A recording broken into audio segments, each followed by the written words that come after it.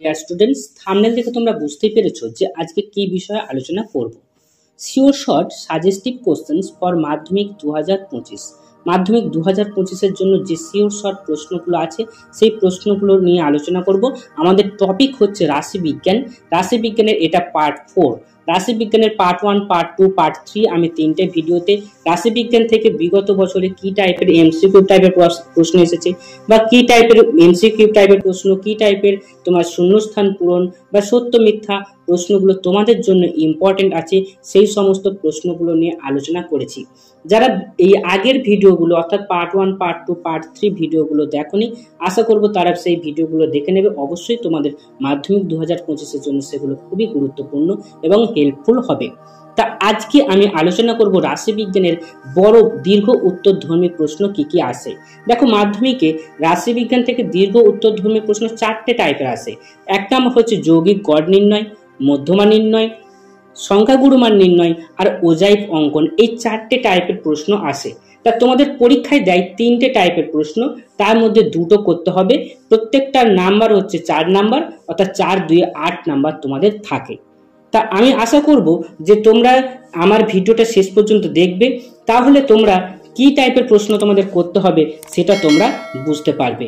বিগত বছরে অর্থাৎ মাধ্যমিক 2024-এ আমি যে টাইপের প্রবলেমগুলো করতে বলেছিলাম এবং সেখান থেকে পুরো হুবহু সেই টাইপের প্রশ্ন এসেছে।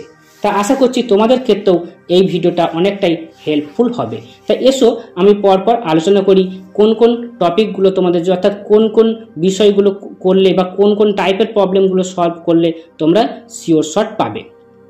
তা প্রথমে দেখো আমি বলি যেটা যে যৌগিক গড় নির্ণয়। দেখো, যৌগিক গড় নির্ণয় আসবে। যৌগিক গড় নির্ণয় 3টে পদ্ধতিতে করা হয়। 1 নম্বর হচ্ছে প্রত্যক্ষ পদ্ধতিতে যৌগিক গড় নির্ণয়, 2 নম্বর হচ্ছে কল্পিত পদ্ধতিতে যৌগিক গড় নির্ণয় আর 3 নম্বর হচ্ছে ক্রমবিচ্যুতি পদ্ধতিতে যৌগিক গড় নির্ণয়। এই 3টে টাইপের প্রবলেম আসে। তা এই 3টে টাইপের মধ্যে যদি কোনো একটা পদ্ধতি তোমাকে নির্দিষ্ট করে দেয়, তাহলে সেই পদ্ধতিতেই তোমাকে যৌগিক গড়টা নির্ণয় করতে হবে। আর যদি বলে দেয় যে কোনো পদ্ধতিতে যৌগিক গড় নির্ণয় করো, যেমন বিগত বছরে অর্থাৎ 2024-এ বলেছিল যে কোনো পদ্ধতিতে যৌগিক গড় নির্ণয় করো, তাহলে যে কোনো পদ্ধতিতে বলে দিয়েছে, তাহলে যে কোনো পদ্ধতিতে তুমি করলে যে পদ্ধতিটা তোমার কাছে সোজা মনে হবে সেটা করবে। আর যদি বলে দেয় নির্দিষ্ট কোনো পদ্ধতি, তাহলে সেই পদ্ধতিতে তোমাকে করতে হবে। এখন দেখো যে এই যৌগিক গড় থেকে তোমরা কোন কোন টাইপের প্রবলেমগুলো বা কোন প্রবলেমগুলো তোমরা শিখবে বা প্র্যাকটিস করবে সেটা নিয়ে বলি।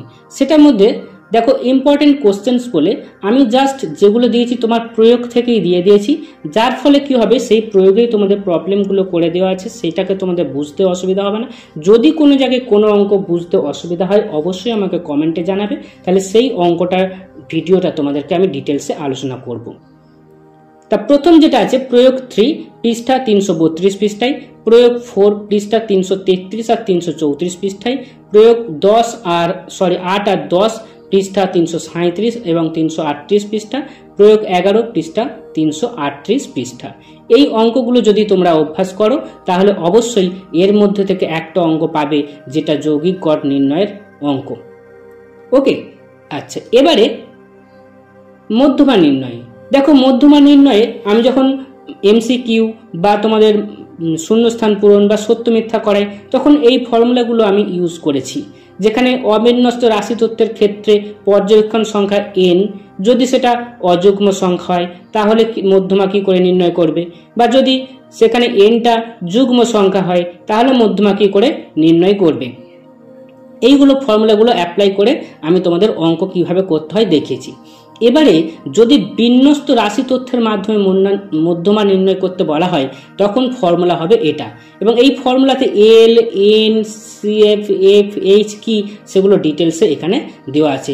এই হচ্ছে মধ্যমা নির্ণয়ের ফর্মুলাগুলো হয়েছে। এবারে মধ্যমা নির্ণয়ের জন্য তোমাদের কাছে কোনটা ইম্পর্টেন্ট, কোন টাইপের প্রবলেমগুলো তোমরা প্র্যাকটিস করবে। দেখো, প্রয়োগ 18 পৃষ্ঠা 344 পৃষ্ঠা, প্রয়োগ 20 পৃষ্ঠা 346 পৃষ্ঠা, প্রয়োগ 23 এবং 24 পৃষ্ঠা 348। এবারে দেখো সংখ্যাগুরুমান নির্ণয়ের সূত্র। সেখানে সংখ্যাগুরুমান নির্ণয়ের সূত্রটা কি? আমাদের সংখ্যাগুরু নির্ণয় মান সূত্র হচ্ছে এটা, যেখানে এল ইকুয়াল টু সংখ্যাগুরুমান সম্বলিত শ্রেণীর নিম্ন সীমানা, F1 সংখ্যাগুরুমান সম্বলিত শ্রেণীর পরিসংখ্যা, F0 সংখ্যাগুরুমান সম্বলিত শ্রেণীর আগের শ্রেণীর পরিসংখ্যা, F2 সংখ্যাগুরুমান সম্বলিত শ্রেণীর পরের শ্রেণীর পরিসংখ্যা, আর H হচ্ছে সংখ্যাগুরুমান সম্বলিত শ্রেণীর শ্রেণীদৈর্ঘ্য। যেখানে এই যে সংখ্যাগুরুমান শ্রেণী, তাহলে সংখ্যাগুরুমান শ্রেণীটা কি না, যে শ্রেণীর পরিসংখ্যা সবচেয়ে বেশি সেটাই হলো সংখ্যাগুরুমান শ্রেণী। এবারে এই সংখ্যাগুরুমান নির্ণয়ের জন্য তোমরা কোন কোন প্রবলেমগুলো প্র্যাকটিস করবে সেটা বলি। প্রয়োগ 32 পৃষ্ঠা 362, প্রয়োগ 34 পৃষ্ঠা 362, প্রয়োগ 35 পৃষ্ঠা 363। এই প্রয়োগগুলো প্র্যাকটিস করলে আমি শিওর যে তোমরা এই টাইপের প্রবলেমই মাধ্যমিক পরীক্ষায় পাবে। এবারে যেটা বলবো সেটা হচ্ছে ওজাইভ। ওজাইভটা দেখো, ওজাইভের দুটো পদ্ধতিতে রয়েছে, অর্থাৎ দুটো টাইপের রয়েছে। একটা হচ্ছে বৃহত্তর সূচক ওজাইভ আর একটা হচ্ছে ক্ষুদ্রতর সূচক ওজাইভ।